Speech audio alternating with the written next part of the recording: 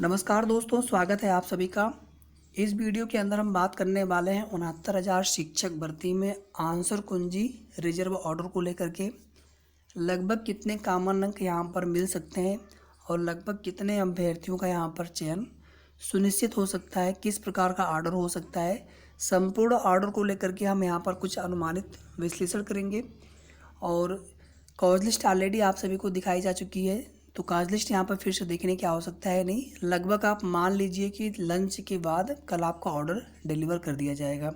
तो वीडियो में आगे चलने से पहले आप सभी से रिक्वेस्ट है कि आप लोग बिल्कुल धैर्य बनाए रखें। सोशल मीडिया वगैरह पर क्या शेयर की जाती हैं उनसे हमें कोई फ़र्क नहीं पड़ता है। काफ़ी ज़्यादा उम्मीदें हैं हम सभी को, काफ़ी ज़्यादा, और कुछ पॉजिटिव रहने के भी चांसेस बहुत ज़्यादा है, तो इसलिए आप लोग परेशान मत होइए। वीडियो को सभी लोग लाइक करके ज़्यादा से ज़्यादा शेयर ज़रूर कर दिया करें और साथ में चैनल को ज़रूर सब्सक्राइब कर लेंगे। तो कल जो है सुनीता अग्रवाल मैडम जज महोदया की पहले डीबी में उनकी कुछ मुद्दों को हियरिंग है, उसके बाद फिर आफ्टर लंच, या आप ऐसे कह लीजिए जैसे ही मुद्दों की हियरिंग उनकी डीबी में समाप्त होती है उसके बाद सिंगल बेंच उनकी बैठ जाएगी।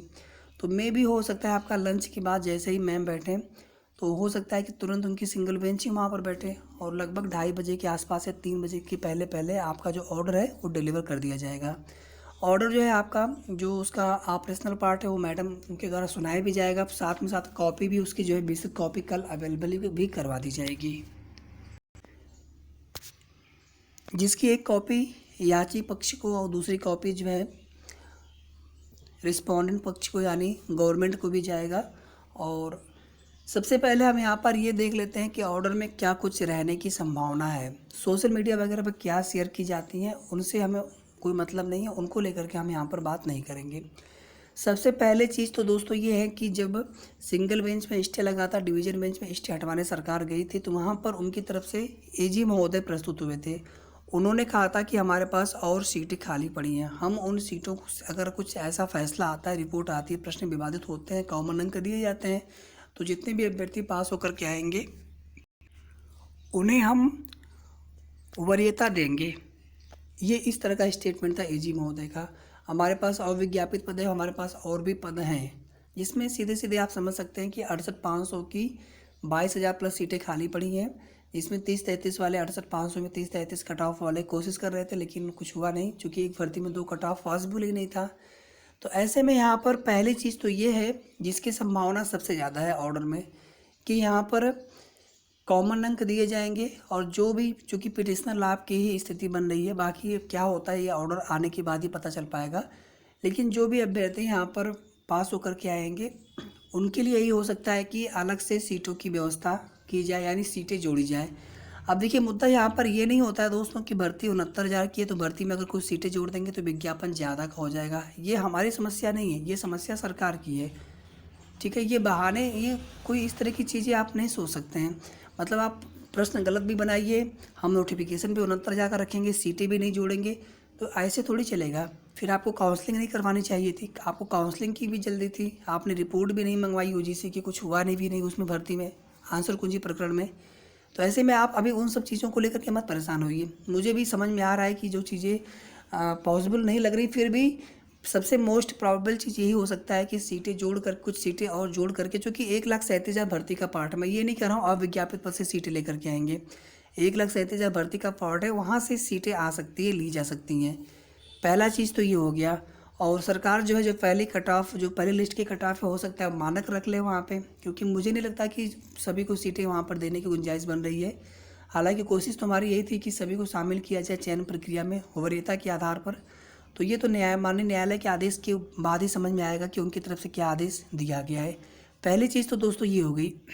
दूसरी चीज़ देखिए, जो कि होने की संभावना काफ़ी ज़्यादा कम है, कि जो बचे हुए पद हैं उन पर इनको शामिल करने का आदेश दे दिया जाए, जिसमें मानक रख लिया जाए। मानक मतलब 90-97 तो आप पास होकर के आएंगे, उसके बाद कट ऑफ वाला मानक।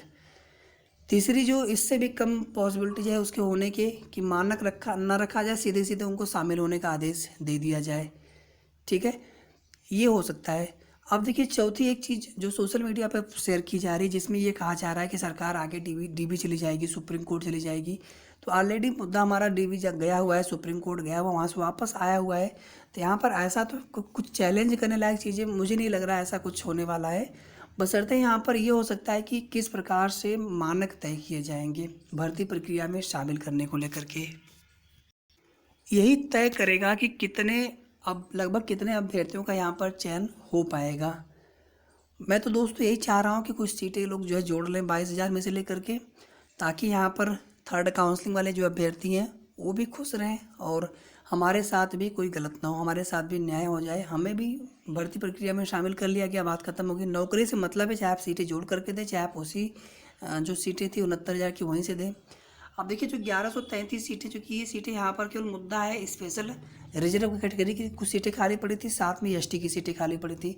ये सीटें तो भैया बिल्कुल मैं कह रहा हूँ इसमें कोई भी यहाँ पर संशय की स्थिति नहीं है। ये सीटें सीधे सीधे जो अभ्यर्थी पास होकर के आएंगे उनको मिल जाएगी और उनका चयन भी हो जाएगा, क्योंकि बहुत सीटें खाली पड़ी हैं। एसटी की 1110 से भी ज़्यादा सीटें खाली पड़ी हैं। ठीक है, तो यहाँ तो ये तो मुद्दा यहाँ पर है ही नहीं। जो लोग सोच रहे हैं कि ये सीटें अभी तो बहुत ज़्यादा मुश्किल है दोस्तों, फिलहाल में ऑर्डर आ जाने दीजिए। जो प्रतीक्षा सूची वाले अभ्यर्थी हैं थर्ड काउंसलिंग वाले, तो फिलहाल में ऑर्डर आ जाने दीजिए। आंसर कुंजी में जो अभ्यर्थी पास होकर के आएंगे एसटी वाले या फिर स्पेशल रिजर्व कैटेगरी के दिव्यांग अभ्यर्थियों को छोड़ करके, ठीक है, ये सीटें तो वहाँ चली जाएंगी। बाकी के जो अभ्यर्थी होंगे उनके लिए देखिए क्या होता है। और मैंने आपको यहाँ पर 3 तरह की चीज़ें बताई हैं। चौथी प्रकार की जो चीज़ है कि सरकार उनको चैलेंज करे या अभ्यर्थी स्वयं चैलेंज करें, जो हमारे याची पक्ष स्वयं भी चैलेंज करें। अगर कॉमन अंक कम मिलते हैं या फिर कॉमन अंक में कुछ ऐसी कंडीशन रख दी जाती है, क्योंकि ऑर्डर में बहुत कुछ चीज़ें हो सकता है। हालांकि हम पॉजिटिव सोचेंगे और पॉजिटिव ही हमें सोचना है, ठीक है। और कोर्ट पे न्यायालय पे हमें पूरा भरोसा है, तो ऐसा अभी आप फिलहाल में कुछ ना सोचें। बाकी मुख्य याचिकाकर्ता की तरफ से सभी लोगों की तरफ से तैयारी अपनी पूरी चल रही है और ऑर्डर आते ही तुरंत उसका विश्लेषण किया जाएगा और आगे की जो भी रणनीति होगी अधिवक्ताओं के साथ उस पर विचार विमर्श के बाद वो तय किया जाएगा, ठीक है। ये तो दोस्तों वो हो गई कि जो बिल्कुल लास्ट वाली कंडीशन है जहाँ पर कोई विकल्प ही नहीं बचेगा। बाकी मैंने आपको उसके पहले के जो 3 विकल्प बताए, जैसे पहला विकल्प जो कि सबसे ज़्यादा होने के चांसेस हैं, सरकार 68,500 की जो सीटें खाली पड़ी सीटें हैं उन सीटों से जोड़ करके भर्ती आपकी पूरी करवा सकती है। जहाँ तक मुझे लग रहा है 90% तक मुझे लग रहा है, मैं 50% नहीं, मैं 90% तक कह रहा हूँ। बाकी 10% चांसेस जो भी हों ये तो माननीय न्यायालय तय करेगा, हम आप तय नहीं कर पाएंगे और किसी को नहीं पता है कि ऑर्डर में क्या हो सकता है। केवल यहाँ पर दोस्तों एक अनुमानित चीज़ें आपको बताने का प्रयास हो रहा है। तब तक आप लोग सकारात्मक रहें बिल्कुल, ठीक है। और बाकी जो लोग अपनी कोशिश कर रहे हैं जैसे थर्ड काउंसलिंग वाले, करने दीजिए कोशिश, उनको न्याय सभी के साथ होना चाहिए। अब एक बड़ा प्रश्न आपका यहाँ पर ये कि लगभग कितने कॉमन अंक यहाँ पर दिए जा सकते हैं। अगर दोस्तों विवादित प्रश्नों की स्थिति देखिए मैं कभी भी ये तो नहीं कहता हूँ कि आप मेरी बातों से निराश परेशान होइए, लेकिन मेरे हिसाब से दोस्तों 3 कॉमन अंक मिलने के चांसेस हैं। 3, इसमें प्लस भी हो सकता है माइनस भी हो सकता है 1 का, मतलब 2, 3 या फिर 4 कॉमन अंक मिल सकते हैं। 2 से कम नहीं मिलने के चांस, 2 से कम मिलने की कोई भी गुंजाइश नहीं लग रही मुझे, और 4 से अधिक भी मिलने की गुंजाइश काफ़ी ज़्यादा कम लग रही है। तो 2 या फिर 3 या फिर 4 कॉमन अंक मिलने के चांसेस हैं, जिसमें 3 कॉमन अंक दिए जाने के चांसेस सबसे ज़्यादा है। अब यहाँ पे जो लोग 4 या 5 कॉमन अंकों से रुके हुए हैं, प्रश्नों से रुके हुए हैं जिनका कट ऑफ, तो आप निराश मत होइए। मैं किसी को निराश नहीं करना चाहता हूँ, लेकिन एक चीज़ें बता रहा हूँ आपको। जो प्रश्न है हमारे पास 7-8 प्रश्न हैं, उन प्रश्नों पर विश्लेषण करने के पश्चात जहाँ तक मुझे लग रहा है कि 3 कॉमन अंक सबसे ज़्यादा मोस्ट प्रोबेबल है। मे भी आपका 2 कॉमन अंक मिल सकते हैं या फिर 4 कॉमन अंक। 2 कॉमन अंक मिलने पे आप नाराज़ मत होइए मुझसे, क्योंकि मैं देखिए कोई भविष्यवक्ता नहीं हूँ, केवल एक अनुमान बता रहा हूँ। और मेरी ईश्वर से प्रार्थना है कि यहाँ पर कम से कम 4 कॉमन अंक से कम न मिले, उससे ज़्यादा मिले ठीक है, 4 कॉमन अंक से कम न मिले।